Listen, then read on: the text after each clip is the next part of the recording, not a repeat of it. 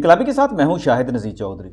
दोस्तों, आज अमिताभ बच्चन की जिंदगी के बारे में दो कहावतें आपको सुनाने लगा हूं, दो ऐसे वाकया सुनाने लगा हूं जिन्होंने उनकी जिंदगी को तब्दील करके रख दिया था और उन्हें एक इनकलाबी इंसान बना दिया था। अमिताभ बच्चन के बारे में यह कहावत बड़ी मशहूर है कि वो जवानी में इतने हम्बल नहीं थे, काफ़ी अग्रेसिव और गरूर वाले थे, मगर उनकी ज़िंदगी में दो वाक़यात ऐसे रूनमा हुए कि उन्होंने फिर खुद को नॉर्मल इंसान बना लिया और एक हम्बल पर्सन कहलवाना ज़्यादा पसंद किया। अमिताभ बच्चन जवानी में जब फिल्मों में अभी वो नहीं आए थे, उन्हें दिलीप कुमार साहब से बड़ा इश्क था। उनकी फिल्में शौक से देखा करते थे और चाहते थे कि वो भी उनकी तरह बड़े एक्टर बन जाए। उन्हें दिलीप कुमार साहब की पर्सनैलिटी बहुत ज़्यादा दिलकश लगा करती थी। एक परस्तार के तौर पर वह दिलीप कुमार की पूजा किया करते थे और फिर यही पूजा उनका इम्तिहान बन गई थी। उन्होंने इस इम्तिहान से गुजरने का फैसला करके खुद को फिर बड़ा आदमी बनाने की ठान ली थी। ये 1960 के बाद की बात है, जब अमिताभ बच्चन को एहसास हो गया कि एक ऑटोग्राफ लेने के लिए कोई इस कदर भी खुद को नीचे गिरा सकता है, तो उन्होंने सोच लिया कि वो खुद इस लेवल पर पहुंच जाएंगे जब दूसरे उनसे ऑटोग्राफ मांगने पर मजबूर हो जाएंगे और वो किसी को निराश नहीं करेंगे। अमिताभ बच्चन की ज़िंदगी में यह वाक़या बड़ा इनकलाबी था। उस वक्त उनकी उम्र 24-25 साल थी और वो बम्बई में छुट्टियां गुजारने आए हुए थे। एक शाम वो रेस्टोरेंट में गए तो उन्होंने वहां दिलीप कुमार साहब को किसी के साथ गुफ्तगू करते हुए देख लिया, तो वो खुशी से बेकाबू हो गए। उन्होंने ज़िंदगी में पहली बार अपने सामने दिलीप कुमार साहब को देखा था और वो खुद पर काबू नहीं पा रहे थे। अमिताभ बच्चन अपने महबूब और पसंदीदा एक्टर की झलक देखकर शदीद मुतासर हुए और दिल में ठान ली कि वो उनके लिए ऑटोग्राफ लेकर रहेंगे। अमिताभ बच्चन को यकीन था एक ऑटोग्राफ लेकर उसको अपनी ज़िंदगी की सुनहरी यादों का हिस्सा बना डालेंगे। वो दिलीप कुमार साहब की जानब बढ़े, मगर अचानक ख्याल आया कि उनके पास तो ऑटोग्राफ लेने के लिए न बॉल पॉइंट है न बुक। वो भागे हुए बाहर गए और पास ही एक दुकान से फटाफट पेन और ऑटोग्राफ बुक लेकर वापस रेस्टोरेंट जा पहुंचे।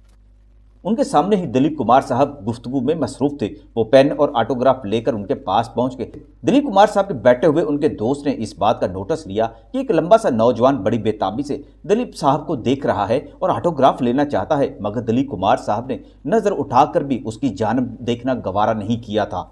अमिताभ बच्चन ने बेताबी से 2-3 बार ऑटोग्राफ बुक दिलीप कुमार साहब की तरफ बढ़ाई, मगर दिलीप कुमार साहब ने बिल्कुल नज़रअंदाज कर दिया और फिर गुफ्तगू ख़त्म करके वो बाहर को चल दिए। अमिताभ बच्चन उनके पीछे पीछे चलते रहे कि शायद बाहर निकलकर दिलीप साहब उन्हें ऑटोग्राफ दे दे, मगर दिलीप साहब ने एक नज़र भर कर भी अमिताभ बच्चन की बेचैनी को न देखा। अमिताभ बच्चन दंग से रह गए। किताब और पेन हाथ में पकड़े वो इस सोच में गुम हो गए कि कोई इतना बड़ा स्टार ऐसे भी अपने किसी प्रस्तार को नज़रअंदाज कर सकता है।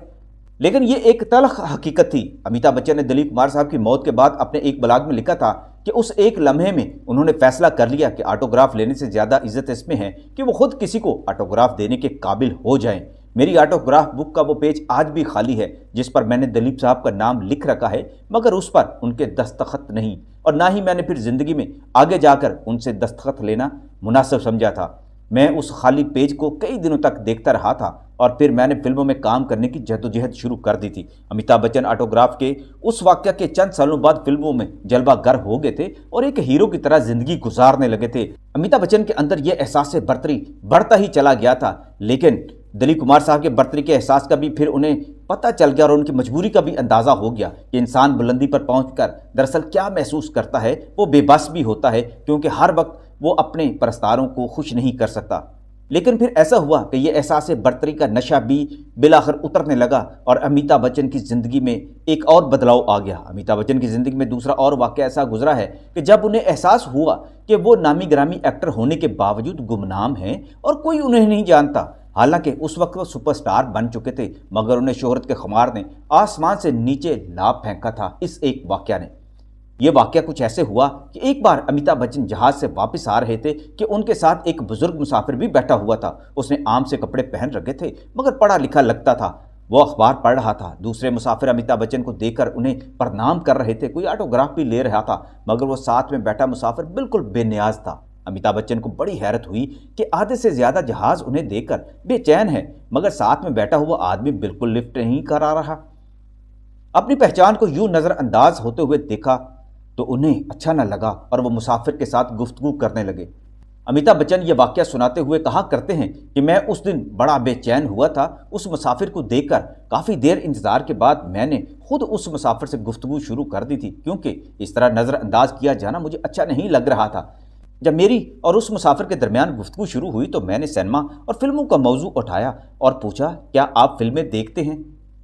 उस बूढ़े आदमी ने जवाब दिया, ओह, बहुत कम देखता हूं, मैंने कई साल पहले एक कोई फिल्म देखी होगी। मैंने उसको बताया कि मैंने फिल्म इंडस्ट्री में काम किया है। उस आदमी ने मतानत से मुझे जवाब दिया, अच्छा, तुम क्या करते हो? मैंने जवाब दिया, मैं एक अदाकार हूं। उस आदमी ने सर हिलाया, ओह, ये तो बड़े कमाल की बात है। फिर वो खामोश हो गया।